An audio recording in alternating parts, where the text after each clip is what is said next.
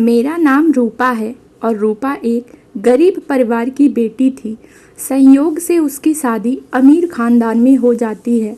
रूपा अपने ससुराल जाती है और एक दिन अपने पति से कहती है, आपका घर तो बहुत बड़ा है, लेकिन कोई भी घर में पंखा नहीं है। बोले होते तो पापा से बोलकर एक पंखा मंगवाई देते। बताओ अब क्या करें, आप भी ना।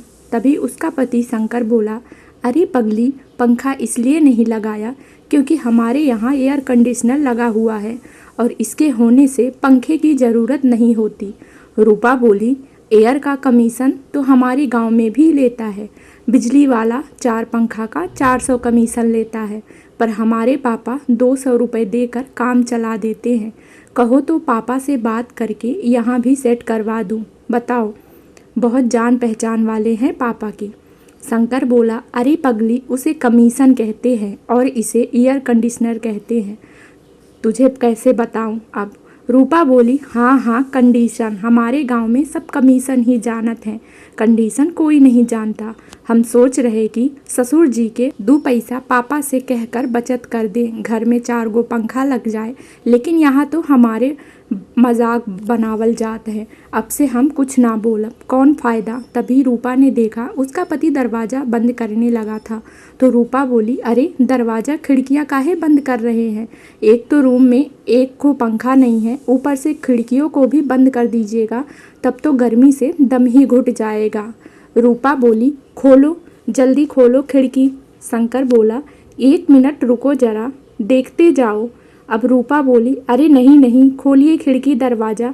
हमारे गांव में घर में खिड़की में पल्ला भी नहीं लगा है। रात में पुरवैया ऐसी लागत है कि हम शिमला में सोए हैं, लेकिन सवेरे जब धूप की रोशनी आवत है तो लागत है कि रात भर में शिमला से बीकानेर पहुंच गए हैं।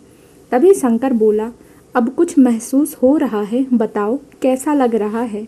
रूपा बोली, अरे ठंडा हवा कहाँ से आ रही है। बर्फ़ की सिल्ली बाबूजी से मंगाए हैं का छत पर। हम लोग भी बाल्टी से पानी डालते थे, लेकिन ये तो कनकने लगता है जी। ऐसा कैसे, बताओ जी, ये कैसे हवा। शंकर बोला, ये गर्म हवा के ठंडा करने वाला मशीन है और ठंड में गर्म हवा देता है। अब गर्मी में भी शिमला का मज़ा ले सकती हो। रूपा बोली, अजी बहुत ठंड हवा निकल रहा है, मशीन बंद कर दीजिए, नहीं तो हमारी कुल्फ़ी ही जाम जाएगी। रूपा की सास सुनीता बहुत ही कंजूस औरत थी।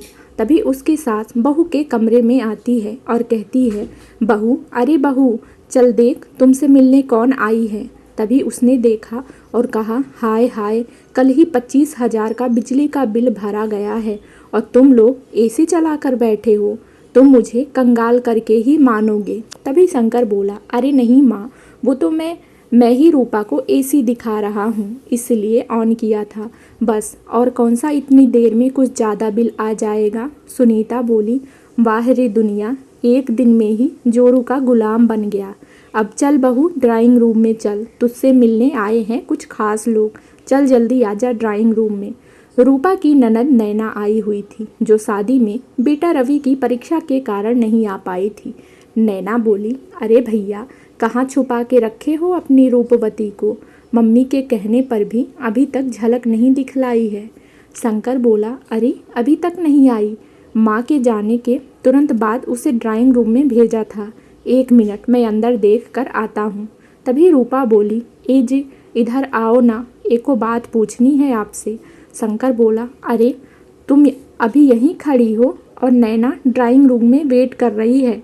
रूपा बोली, वही ड्राइंग रूम तो खोज रही हूँ, पिछले आधे घंटे से एक यहीं पर तो ड्राइंग लगी हुई है, लेकिन इसमें रूम कहाँ है। आप ही बताओ, मैं क्या करूँ। शंकर बोला, अरे पगली, ड्राइंग रूम बाहर के कमरे को कहते हैं, जहाँ मेहमान लोग आकर बैठते हैं। चल अब जल्दी चल, नैना कब से वहाँ बैठी हुई है। रूपा बोली, वो तो हमारे गांव में द्वार कहलाता है, चलिए चलते हैं। वो दोनों चले गए। तभी नैना बोली, आइए भाभी आइए, मेरा नाम नैना है, मैं आपकी ननद हूँ। मेरा बेटा रवि का एग्ज़ाम था, इसलिए शादी में ना आ सकी। ये लो तुम्हारा गिफ्ट, फ़ौरन से लाई हूँ, एकदम स्पेशल, बिल्कुल आपके जैसा। रूपा बोली, अरे फ़ौरन लाने की क्या ज़रूरत थी, थोड़ी लेट ही ले आती। हम लोग कौन सा भागे जा रही थी बताओ। तभी पास बैठा शंकर बोला, अरे पगली, फौरन नहीं, फौरन।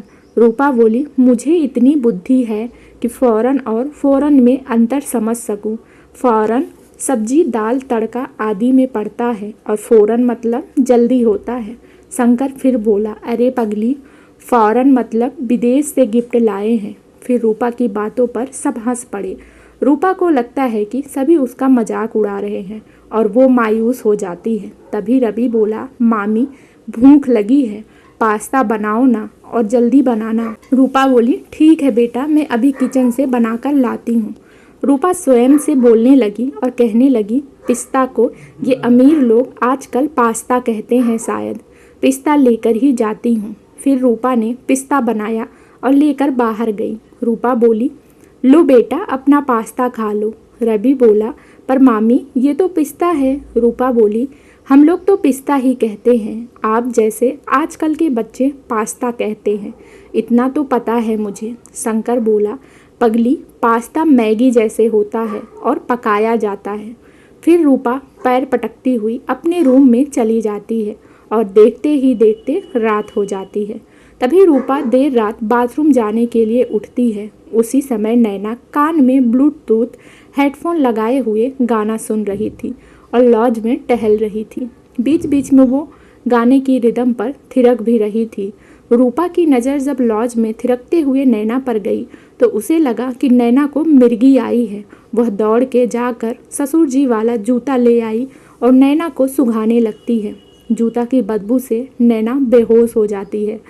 कुछ देर बाद होश आने पर नैना कहती है, भाभी ये सब क्या किया है आपने? आपने मुझे जूते क्यों सुंघाए?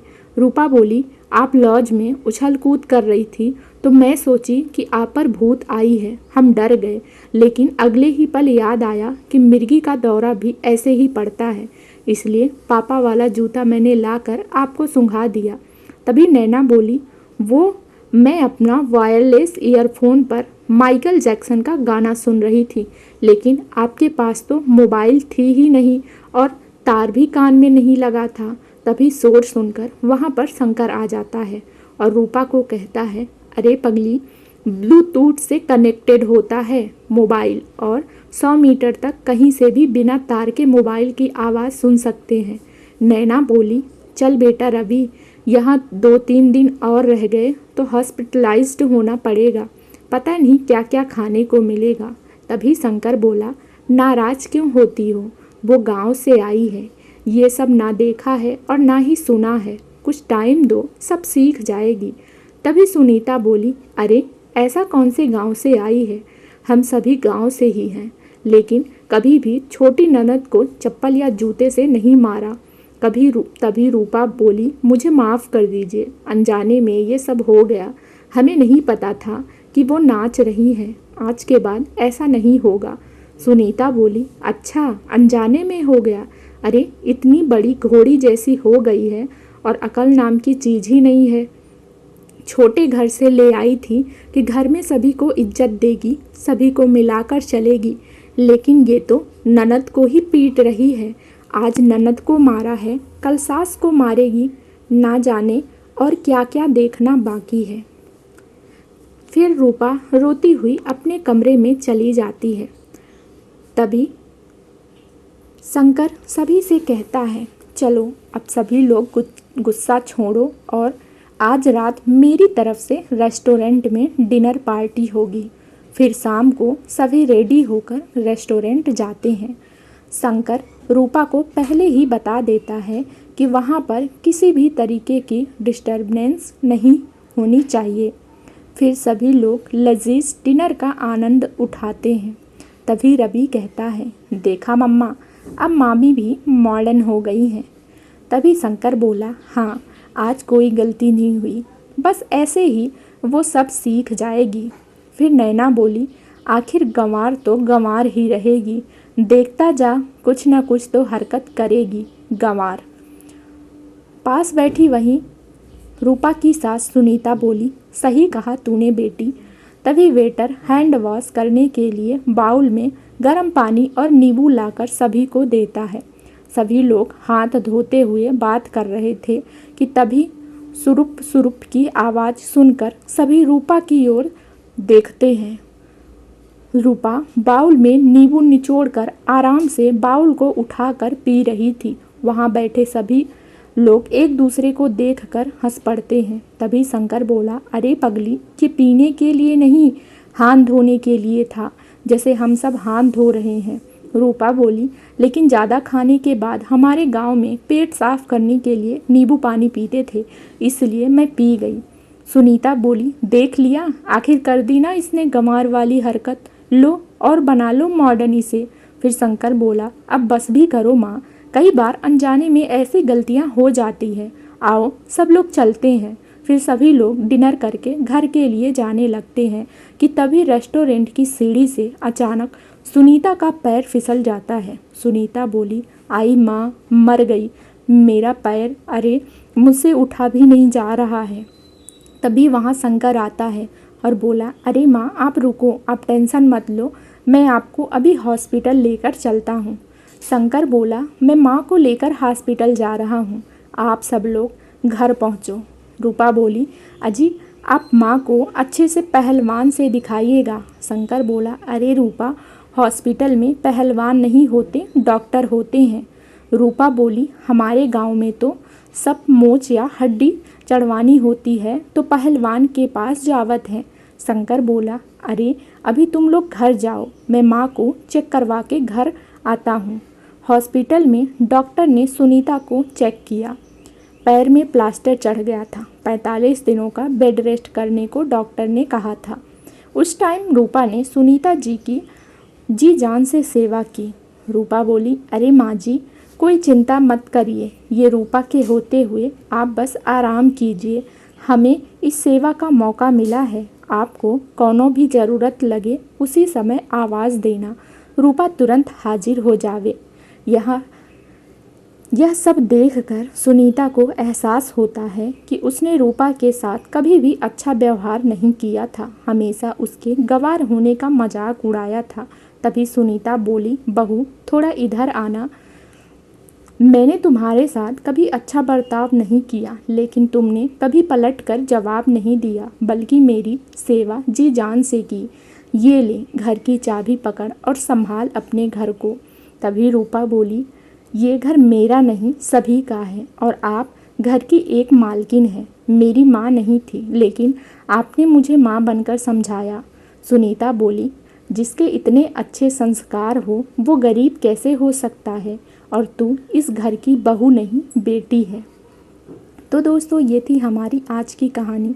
उम्मीद करती हूँ हमारी आज की कहानी आपको पसंद आई होगी। अगर पसंद आई है तो वीडियो को लाइक करें, और अगर आप मेरे चैनल पर नए हैं तो चैनल को सब्सक्राइब भी कर लें, साथ ही बेल आइकन को भी प्रेस करें ताकि मेरे नेक्स्ट कहानी का नोटिफिकेशन सबसे पहले आप तक पहुँचे।